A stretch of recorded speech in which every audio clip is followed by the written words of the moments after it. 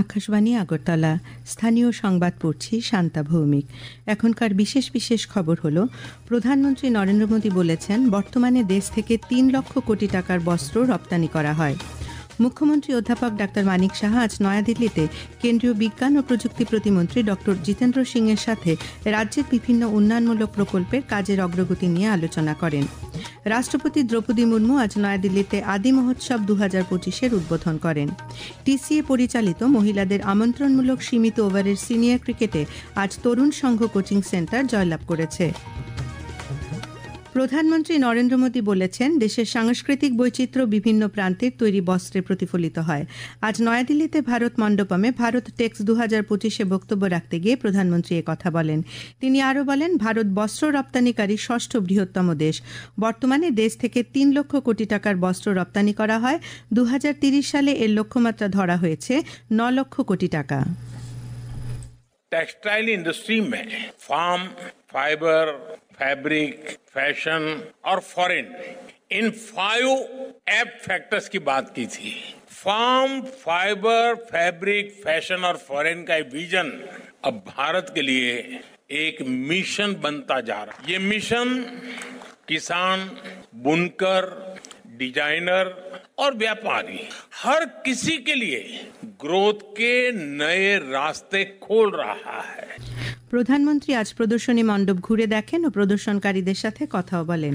মুখ্যমন্ত্রী অধ্যাপক ডাক্তার মানিক সাহা আজ নয়াদিল্লিতে কেন্দ্রীয় বিজ্ঞান ও প্রযুক্তি প্রতিমন্ত্রী ডক্টর জিতেন্দ্র সিংয়ের সাথে সাক্ষাৎ করেন। সাক্ষাৎকালে রাজ্যের বিভিন্ন উন্নয়নমূলক প্রকল্পের কাজের অগ্রগতি নিয়ে উভয়ের মধ্যে বিস্তারিত আলোচনা হয়। এই আলোচনায় রাজ্যে অত্যাধুনিক আবহাওয়া রাডার স্থাপন করা, বাঁশবেত শিল্পের উন্নয়ন বিষয়গুলি প্রাধান্য পায়।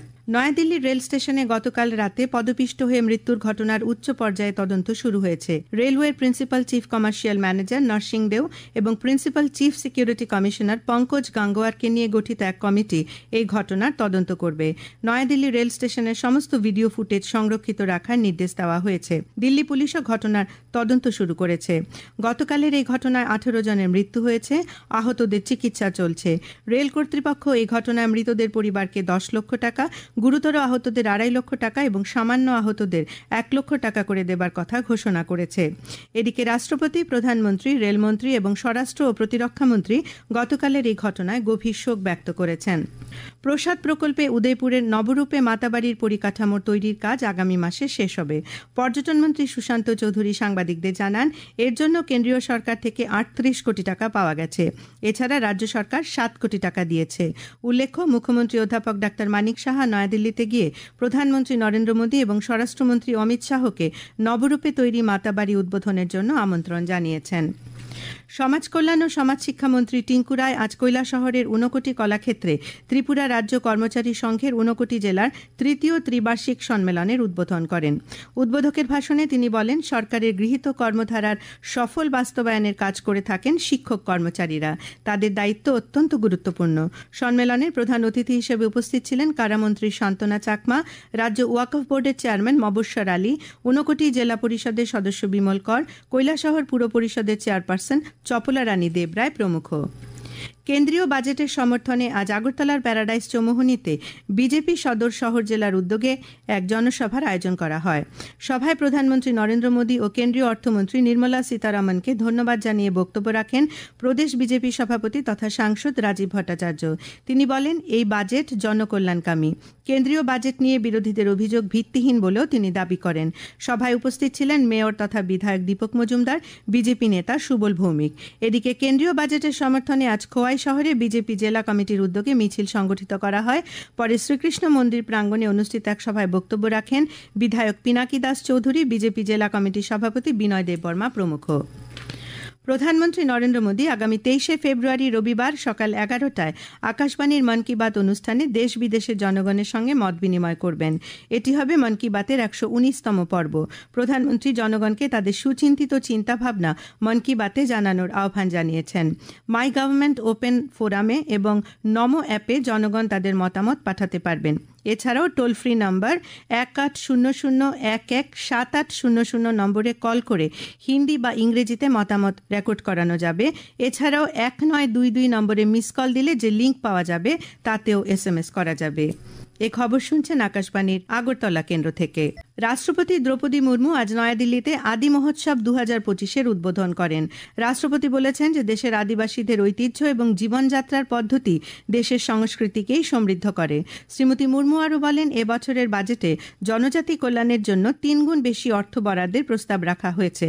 তিনি আরও বলেন, জনজাতি সম্প্রদায়ের উন্নয়ন হলেই দেশের উন্নয়ন সম্ভব। 2025-26 के बजट में केंद्र सरकार ने आदिवासी विकास हेतु शिक्षा, स्वास्थ्य सेवा, कौशल विकास तथा आर्थिक सशक्तिकरण पर विशेष बल दिया गया है। आदिवासी समुदाय के लोग लाभार्थी होने के साथ साथ विकसित भारत के निर्माण में सक्रिय योगदान दे रहे हैं।